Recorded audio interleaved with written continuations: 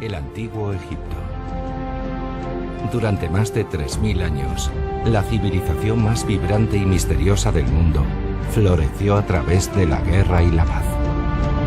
Los egipcios construyeron grandes ciudades, monumentos perdurables, y realizaron grandes avances matemáticos y tecnológicos. Su sorprendente legado ha sobrevivido hasta nuestros días. A medida que el país crece y prospera, sus vecinos se vuelven más intrépidos. Ahora los arqueólogos han revelado la brillante estrategia de Egipto para repeler las amenazas extranjeras. Una estrategia diseñada por su más extraordinario rey guerrero, Tutmosis III. Golpeando primero, Tutmosis espera extender su imperio y estabilizar las fronteras de Egipto. Su plan no ha sido probado. Sus generales son escépticos y corre el riesgo de perderlo todo. Pero sus enemigos no le han dejado otra opción. Planeta Egipto. Faraones en guerra.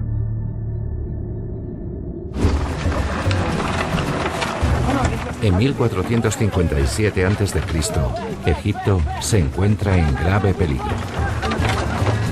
Los antiguos aliados del país en Oriente Próximo han unido sus fuerzas, amenazando las fronteras de Egipto. Pero el faraón Tutmosis III y sus soldados no esperan a que el enemigo ataque. Se dirigen hacia Megiddo, una ciudad fortificada cerca del Monte Carmelo, en el actual Israel. Al otro lado de estas colinas, los enemigos del faraón esperan, preparados para atacar.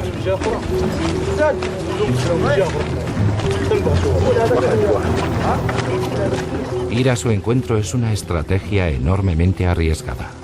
El futuro del faraón y de su imperio dependen de su éxito.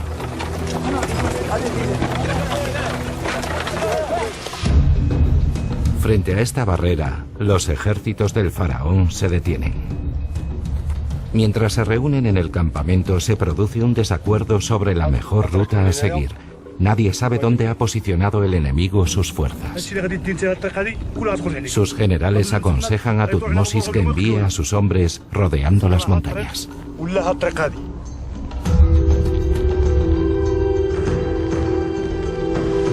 El faraón debe tomar una decisión. Está en juego el destino del imperio.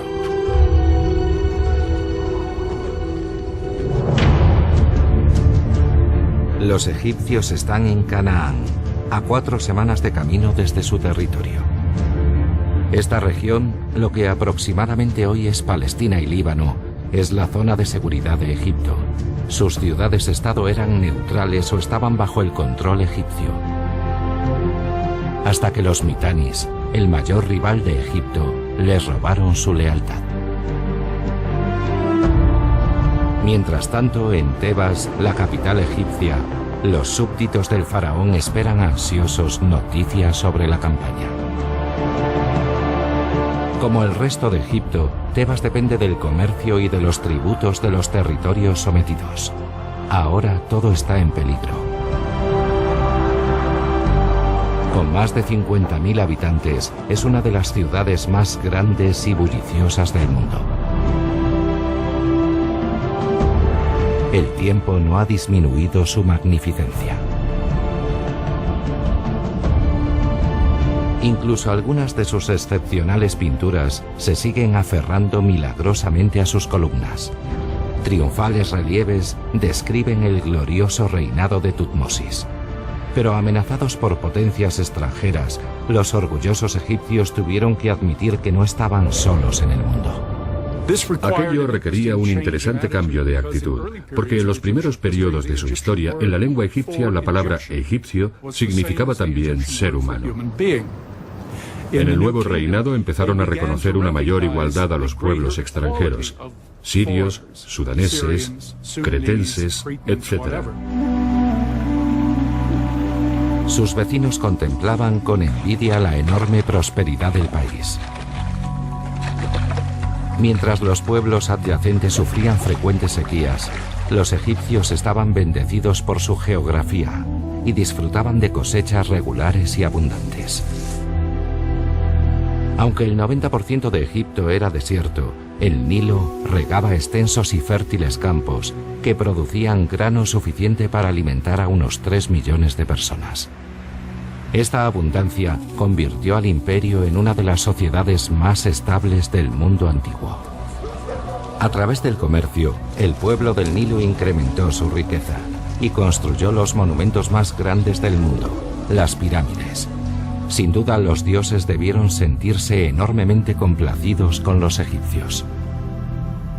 Los egipcios eran probablemente un pueblo arrogante, porque estaban convencidos de que nadie tenía una vida mejor que la suya.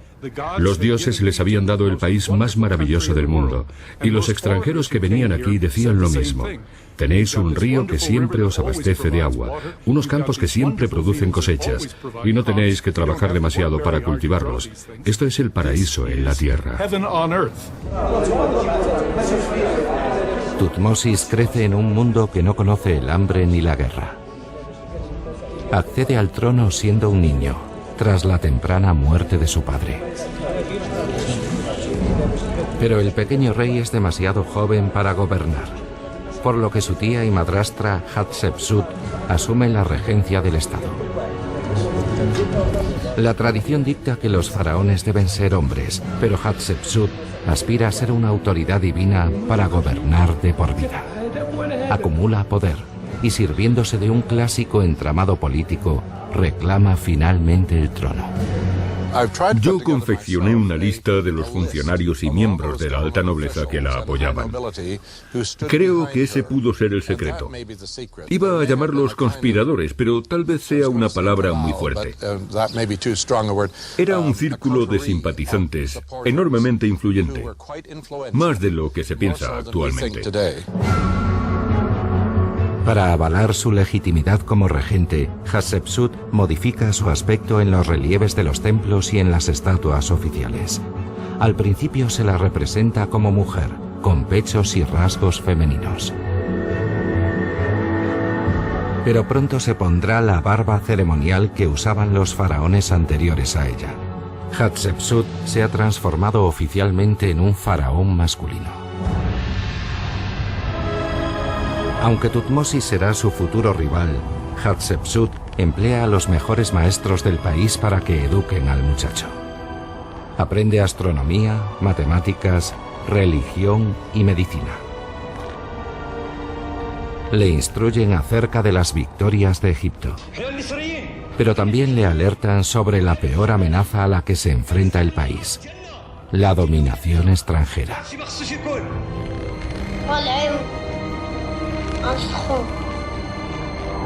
Solo 2 siglos antes, una tribu extranjera arrebató el control del norte de Egipto, para gran sorpresa de sus ciudadanos. Siempre habían creído que su país era invencible. Sin embargo, en 1648 a.C., los hicsos, un pueblo nómada del noreste, se instaló en el país. Dividieron el imperio en 2 facciones rivales.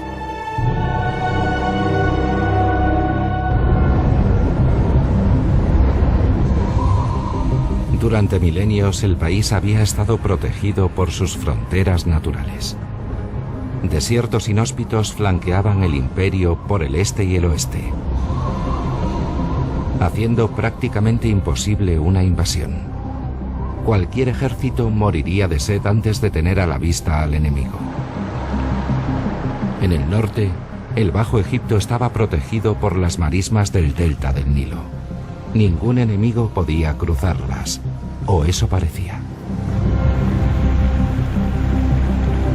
Y en el lejano sur, las rocas, los rápidos y las cataratas del Nilo hacían el río innavegable a lo largo de grandes tramos.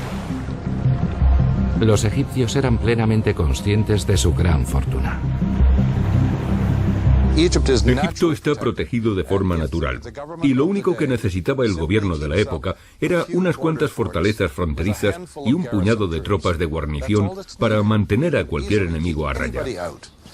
Y fue lo que hicieron durante 15 siglos de su historia. Tuvieron un éxito notable a la hora de mantener fuera del país a todos los extranjeros no deseados. Pero los hicsos eran diferentes. Con un solo avance tecnológico se infiltraron en el delta y entonces lanzaron el ataque desde el interior del país.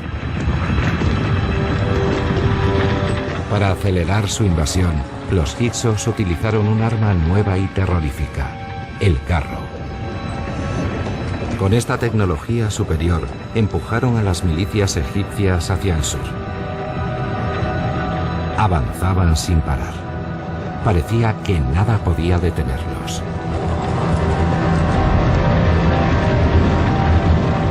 Hubo un intento de luchar contra ellos. Un antepasado de Tutmosis, el rey Seqenen-Ratá, les hizo frente.